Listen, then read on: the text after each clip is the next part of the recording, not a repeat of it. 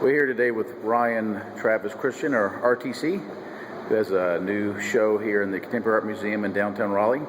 Could you tell us a little bit about your show you have today? Sure. The show's titled, Well, Here We Aren't Again. And I came down and essentially turned the gallery into my studio for the last 3 weeks. So I've been installing the entire floor, developing sculptures, which is new to my forte. I've never worked with sculpture really before. And also developing the biggest mural size piece that I've ever done, which is a little shy of 30 foot wide and about 7.5 feet tall.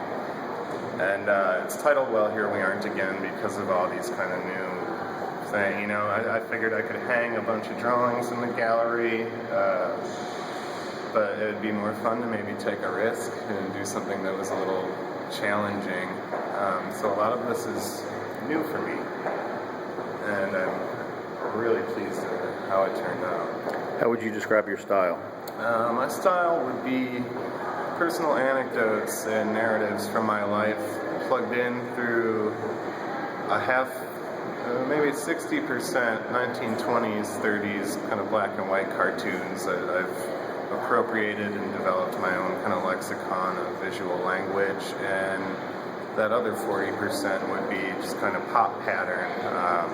I've always loved how it grabs somebody's eye immediately, so I figure get the pattern to bring them in, and then they can suss out the content as they like.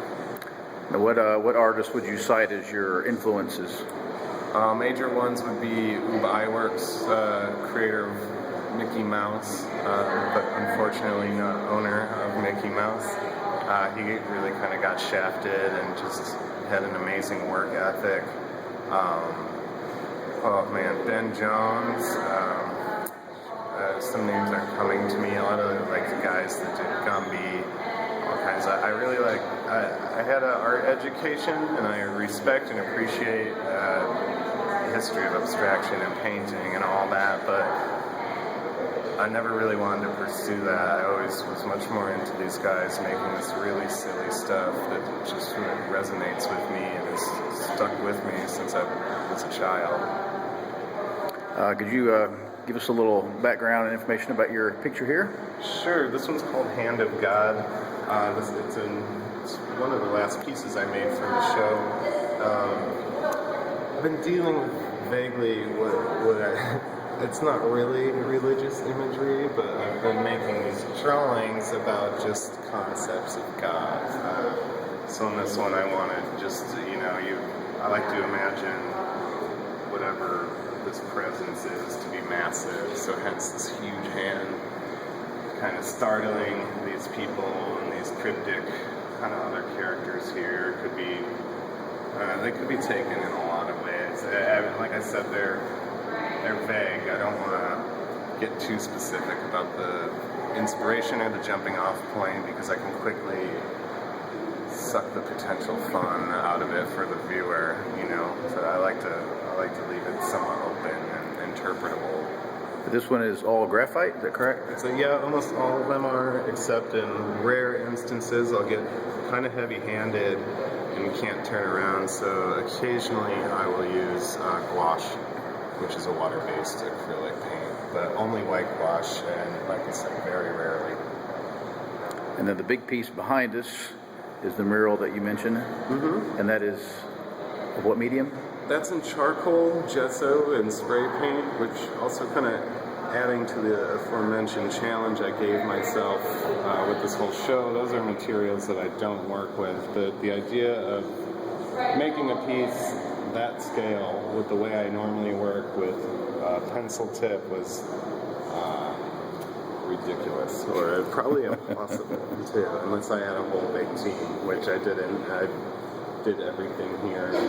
I had an assistant for about the last week, so everything's been done by me with the aid of my friend who flew out from Chicago. And tell us about the floor here that we're standing on. So the floor is, I was looking at the shows that have been here before, and they all seem kind of sparse and maybe even minimal in some degrees, and I've always kind of prided my images as being maximal, so I figured why not, max out the whole gallery. This is the 4th time I've done these pieces, and they're called Lazy Lambies, based off an artist that I'm really into named Jim Lambie, who makes these really elaborate, colorful, just psychedelic, complex floor installations. Again, talking about pattern, I love how it grabs your eye, or especially in these cases, if you see movement over it, there's a buzzing, or even a lot of people will experience like a peripheral buzzing with the movement of their head. So yeah, these are called Lazy Lambies, and again, just another way to develop an environment, you know, for the drawings to be in. It's in the same way, you know, between this and the 3-dimensional objects and this massive mural. Yeah, I think I've kind of created some kind of atmosphere to a degree, which I think is a lot more exciting for the viewer, and it's more exciting to me, as opposed to just slapping a bunch of drawings on the wall and calling it a day. I think it's a great idea. It goes really well with the pictures, and it really does kind of draw you in physically to the images. You feel like you're part of a bigger whole, as opposed to just looking at an image. You're almost standing in the artwork, looking at another piece of artwork. Just yeah, because of the language in the drawings, and you know, the pattern and the language of the sculptures and the pattern, they all kind of interrelate. And yeah, it's been great. I mean, people have been encouraged to come down you know, during the process of me installing, and yeah, I'd always hear these kind of gasps and stuff like that when people would turn the corner or come down the stairs. So that's a rewarding thing to me. If I can do something and people will go, then I think I'm doing a good job. Excellent. Well, congrats on your new show, and welcome to downtown Raleigh, and we look forward to checking out the rest of the show. Yeah, it's been great. Thanks for having me. All right. Thanks, RTC. See ya.